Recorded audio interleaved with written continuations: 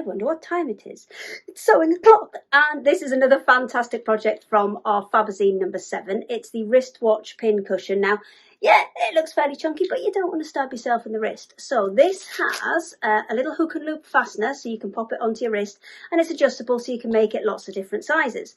So let's head to the sewing machine and see how we made it. These are all the bits you're going to need for your watch pin cushion. And where we're going to start is we're actually going to start with the strap. So we're going to take these two pieces, place them face to face, stitch round, and then turn the whole thing right side out. So I will head to the sewing machine and get that done.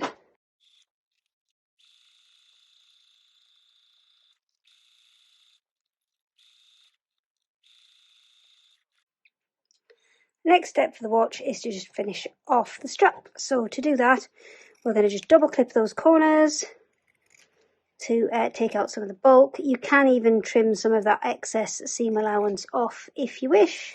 So we'll trim all those and then turn it right side out through this gap. And then what we'll do is once we've done that, we'll actually seal up the gap that's left there. So what we'll end up with, if I just poke this one side out so you can see, is a nice wide strap that we can then attach our watch onto. So how are we going to attach the watch face to the strap? So let me just push that corner out. Oh, it's going to be a little bit tough there. This is why I've put the gap in the middle though, because then we're doing kind of two easy smaller sides rather than trying to push the whole thing through one tiny gap at the bottom. So that's a bit better. So that's our strap in place. So to attach the watch to the strap, what we are going to do is we're essentially going to create great big buttonholes here and here. So you want to mark on the height of your buttonholes that you want to create and mark those on your strap. Now ideally you want to find, if you've got a buttonhole foot on your machine, you want to find a button that's a couple of millimeters less than that buttonhole size you're going to need, because whenever you do an automatic buttonhole on a machine, it always makes it a little bit bigger than you want it. So the next step is to add those two buttonholes. If you don't want to add buttonholes, then you've got another option, which is skip ahead to this next step and then you can hand stitch the two together in a minute. So let's skip ahead and go and pop those buttonholes on very quickly.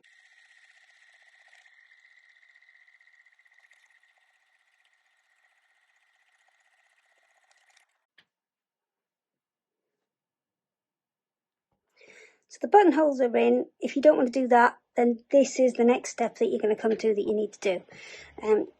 My wristband is done as well, and I've added the top stitching there just to add a bit of extra decoration to make it look more like a wristband on a watch, and also it'll close up that gap that we've got there where we turned it right side out. So next step is to start assembling our watch. So the first thing we want to do is take this piece, fold it face to face, and then stitch up along that line there. That will create our kind of band bit that will go around the outside of the watch. Once we've done that, then we're going to lay it face to face, put a crease down here, then open it back out, line up that place where you've stitched it, so that seam there with the crease that you've just created, and make sure it's completely flat, and then put your other two creases on the side. So that will give you your 1/4 point markers for this strip.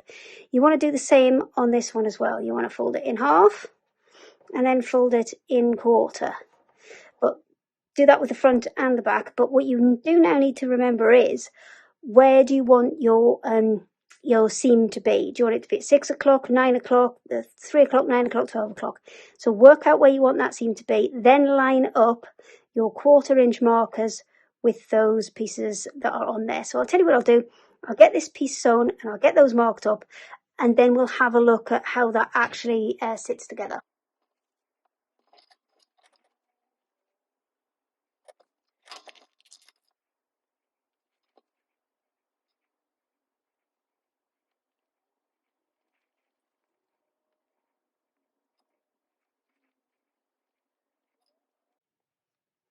So once all of your 4 points are in, then you need to start kind of easing this round to kind of get everything else in there. Now you're not looking to match everything up with this top edge, you're actually looking to get everything matched up with that inner line that's printed on there. So if you need to add a couple of little snips in, now not all the way up to the sew line, just about halfway up to that sew line, just to help that fabric move its way around a little bit more, then absolutely you can do that. And you just want to get everything pinned in, ready to go. And then if you are a little bit worried about sewing this on a machine, because you can see the difference that it's made to this side here versus this side here where I've got no snips in at all, then I would recommend you hand stitch these. Follow the line that's printed on there. You can just see it kind of peeping through as you sew onto the back, or draw yourself a line on that clock face on the back of it before you go ahead and sew it together. So you want to get all of those pinned in place and then stitch that onto there. Once you've done that, you're going to repeat the same process and add the base on as well. One thing you will notice is on this base, I've added a little bit of extra scrap fabric, and that's just because we're only going through one layer of fabric to put these buttonholes in.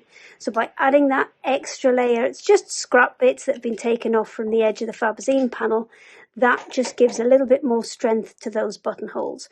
So you would add that on the back. If you are not going to add buttonholes, then you need to stitch around and leave a gap so you can stuff everything. If you are going to add your buttonholes, you don't need to worry about that, because you can actually put the stuffing in through those buttonholes.